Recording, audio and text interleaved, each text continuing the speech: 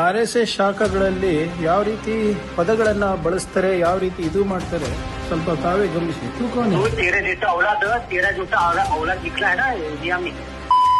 क्या प्रॉब्लम क्या है तुम्हारा? RSS के बारे में जो बोलने रखते औकात है ऐसे ನಮಸ್ಕಾರ, ನಾನು BR ನಾಯ್ಡು.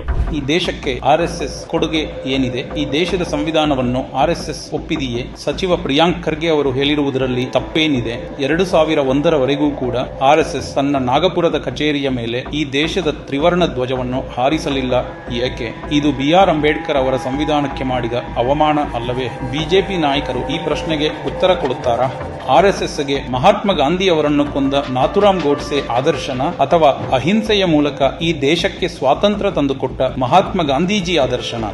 BR ಅಂಬೇಡ್ಕರ್ ಮತ್ತು ಈ ನೆಲದ ಕಾನೂನಿನ ಮೇಲೆ ಬಿಜೆಪಿ ಮತ್ತು RSS ನಾಯಕರಿಗೆ ಗೌರವ ಇದೆಯೇ ಇಲ್ವಾ? ಇದ್ದರೆ ಸಂವಿಧಾನಕ್ಕೆ ಬದ್ಧವಾಗಿ RSS ಸಂಸ್ಥೆಯನ್ನು ಕಾನೂನುಬದ್ಧವಾಗಿ ಕೂಡಲೇ ರಿಜಿಸ್ಟ್ರೇಷನ್ ಮಾಡಿಕೊಳ್ಳಲಿ. ಈ ದೇಶದ ಸ್ವಾತಂತ್ರ್ಯಕ್ಕಾಗಿ ಹೋರಾಡದ RSS ಯಾವ ಪುರುಷಾರ್ಥಕ್ಕೆ ಬೀದಿಗಳಲ್ಲಿ ಬಡಿಗೆಗಳನ್ನು ಹಿಡಿದು ಪಥಸಂಚಲನ ಮಾಡುತ್ತಿದ್ದಾರೆ? ಸರ್ಕಾರಿ ಶಾಲಾ ಮತ್ತು ಕಾಲೇಜು ಆವರಣದಲ್ಲಿ RSS ನಾಯಕರಿಗೆ ಏನು ಕೆಲಸವಿದೆ? ಸಚಿವ ಪ್ರಿಯಾಂಕ್ ಖರ್ಗೆ ಅವರು ಸರ್ಕಾರಕ್ಕೆ ಬರೆದ ಪತ್ರ ಸಮಯೋಚಿತ ಮತ್ತು ಮಕ್ಕಳ ಭವಿಷ್ಯದ ಹಿತದೃಷ್ಟಿಯಿಂದ ಒಳ್ಳೆಯದು. ಈ ಕಾರಣಕ್ಕೆ ಅವರಿಗೆ ಕರೆ ಮಾಡಿ ಅವಾಚ್ಯ ಶಬ್ದಗಳಿಂದ ನಿಂದಿಸಿ ಕೊಲೆ ಬೆದರಿಕೆ ಒಡ್ಡುವುದು RSS ಸಂಸ್ಕೃತಿನ? ಈ ಬಗ್ಗೆ ಬಿಜೆಪಿ ಮತ್ತು RSS ನಾಯಕರು ತುಟಿ ಬಿಚ್ಚಿ ಮಾತನಾಡಬೇಕು. ಈ ಸಮಾಜಕ್ಕೆ ಸ್ಪಷ್ಟ ಸಂದೇಶ ನೀಡಬೇಕು. RSS ಸಾಂಸ್ಕೃತಿಕ ಸಂಘಟನೆಯ ಅಥವಾ ಸಮಾಜದಲ್ಲಿ ಭಯವನ್ನು, ಅಶಾಂತಿಯ ವಾತಾವರಣವನ್ನು ಸೃಷ್ಟಿಸುವ ಸಂಘಟನೆಯ? RSS ದೇಶಭಕ್ತಿಯ ಸಂಘಟನೆಯ ಹೆಸರಿನಲ್ಲಿ ವಿಷ ಬೀಜ ಬಿತ್ತುವ ಕೆಲಸ ಮಾಡುತ್ತಿದೆ. ಅಂಬೇಡ್ಕರ್ ರವರ ಸಮಾನತೆಯ ರಥವನ್ನು, ಗಾಂಧೀಜಿಯವರ ಅಹಿಂಸೆಯ ಸಂದೇಶವನ್ನು ಹೊತ್ತು ಭವಿಷ್ಯ ಭಾರತವನ್ನು ಕಟ್ಟಲು ಕಾಂಗ್ರೆಸ್ನೊಂದಿಗೆ ಕೈಜೋಡಿಸಿ. ಈ ದೇಶದ ಮತದಾರರೇ, ನೀವು